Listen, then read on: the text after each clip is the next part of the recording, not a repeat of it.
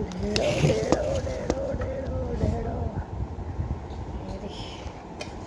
भात ढेड़ो खीरा भिंडी और मच्छी। कैसे खाऊं मैं?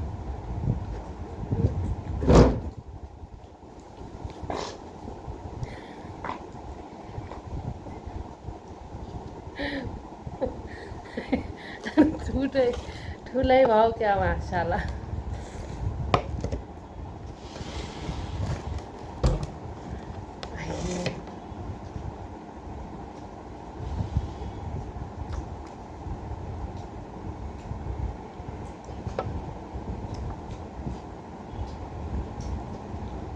टेस्टी बने।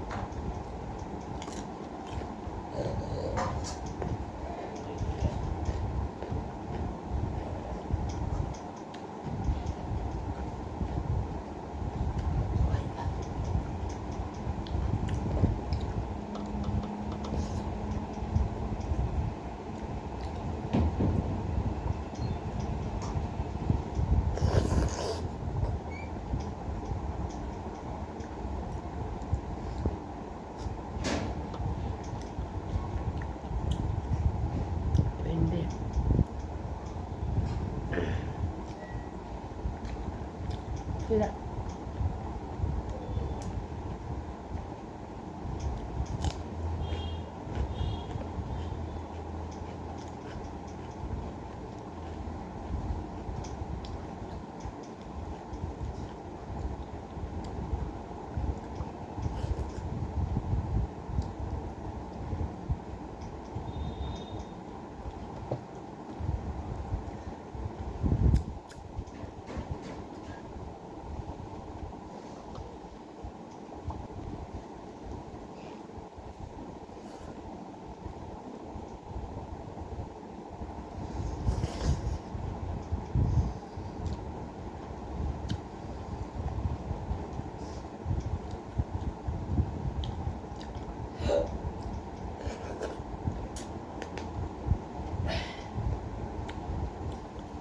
भिंडी खूप टेस्टी बने है।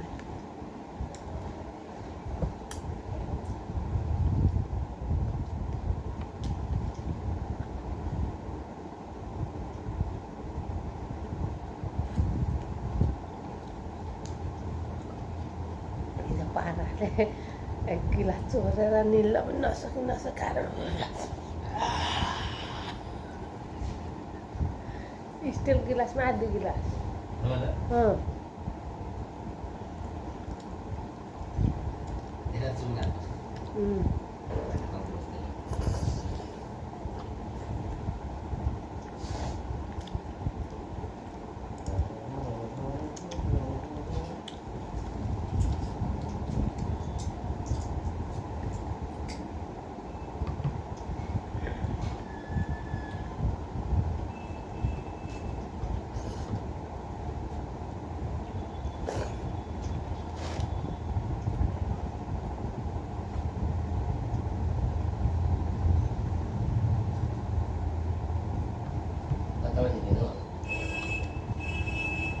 अगाडि सिधै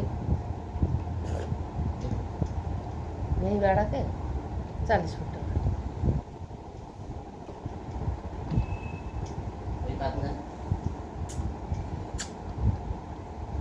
किधर भी जा सकता है।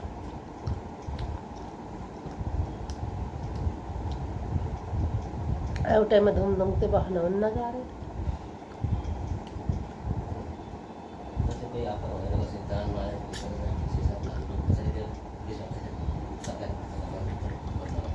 नहीं त्यो पनि हामीलाई थाहै छैन कसलाई दे एकाउन्ट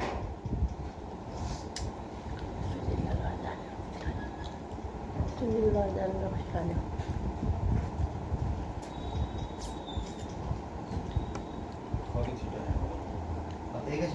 खाना बनाउनु टाइम कहाँ लाग्छ नआउनुहोस् खाना खाऊँ त्यसपछि होइन जाने अलिक पैसा मगाउने एउटा हाफ ल्याउने त्यहाँदेखि खाने एकछिन मनोरञ्जन गर्ने यहाँ आउने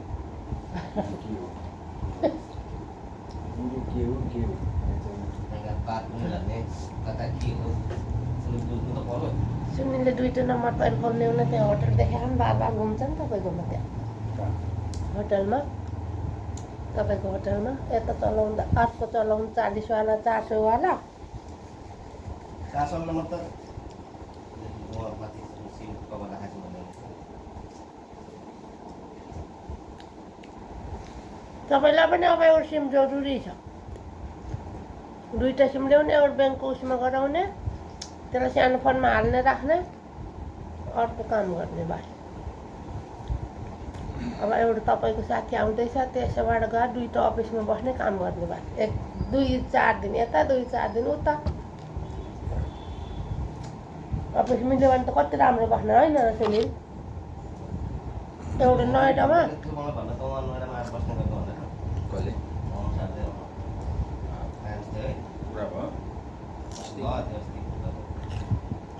एउटै मिल्यो खजनापुरीमा हाई रेटबाट चाहिँ नेपालभन्दा नि महँगो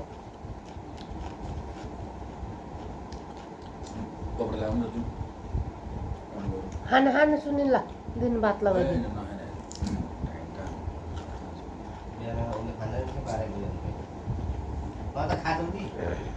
खाजु सुमा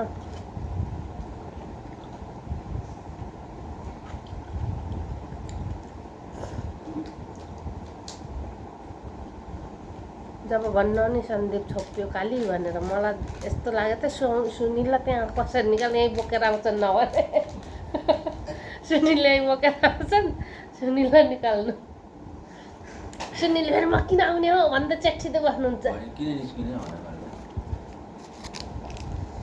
लास्टमा घुमफिरेर त थाहा पाउन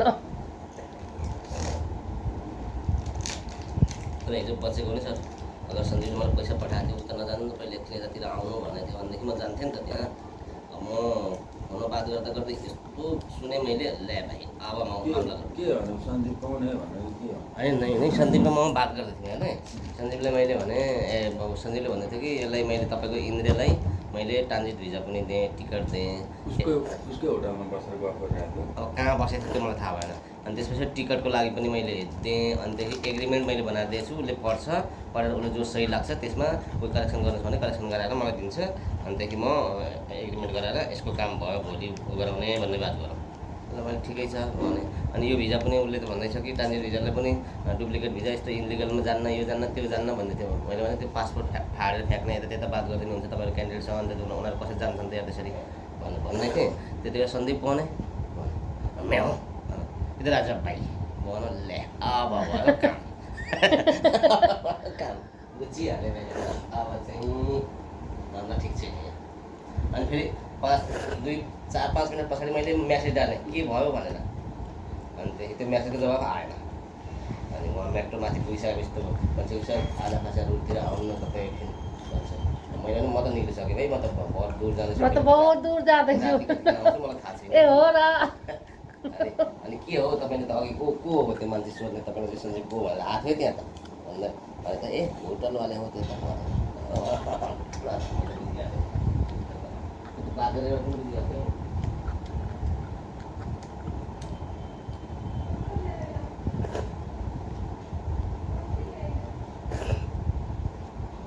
मामाहरू छ भने मामा हुनु भन्न भएन, भान्जालाई माया गर्छन् फेरि।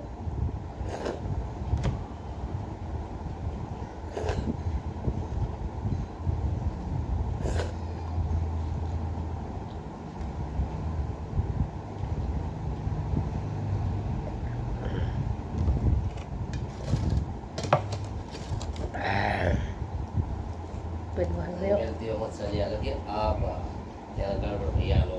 अब फटाफट त्यहाँबाट आउने भनेको सुनेको होटलमा हो। सुनले निकाल्नु पर्यो। इसमें नहुने नै हो। यसले निक्लिहाल्नु त भनेको एकैचोटि मात्रै गर्ने नि त बिहान बिहान फोनबाट।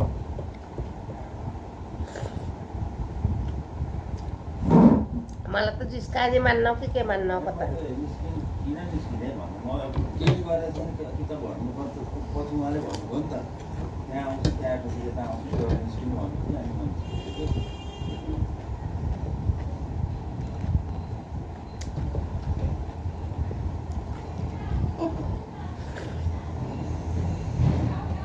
अनि आफ्नै उसले गर्दाखेरि गल्ती गर्दा ठिक हुन्छ जानु अब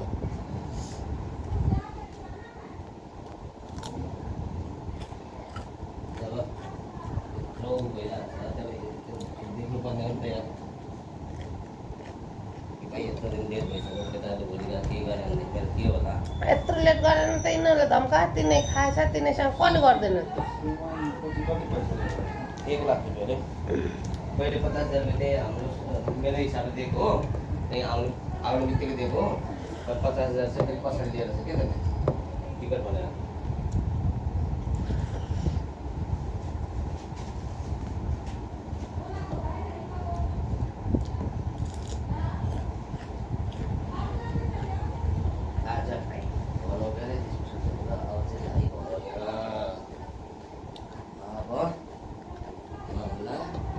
दाइले काम गराउँदैछन्। भाइ भनेको दाइले काम गराउँदैछन्।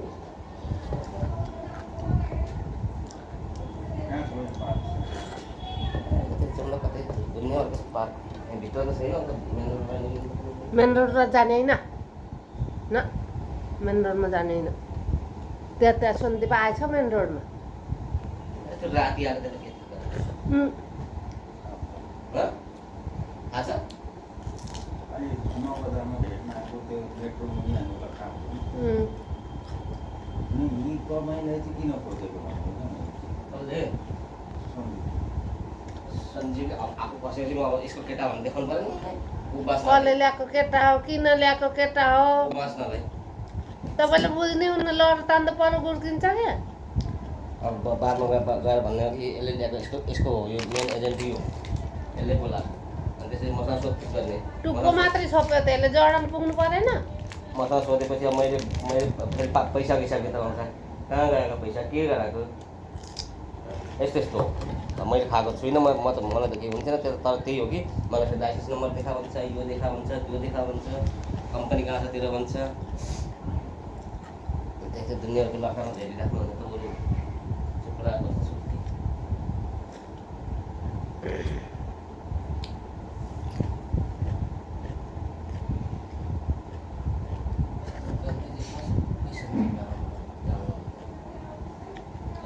केटाहरूसँग मिल्यो भने त्यो केटाहरूसँग त्यत्रो घनिष्ठता किन गर्नु पर्छ त्यसले आफू बसेको हुनु किन देखाउनु पर्यो काम गर्छ डलेको अनि त्यहाँदेखि भन्न खोजेको त कहाँबाट हुन्छ खत्तम।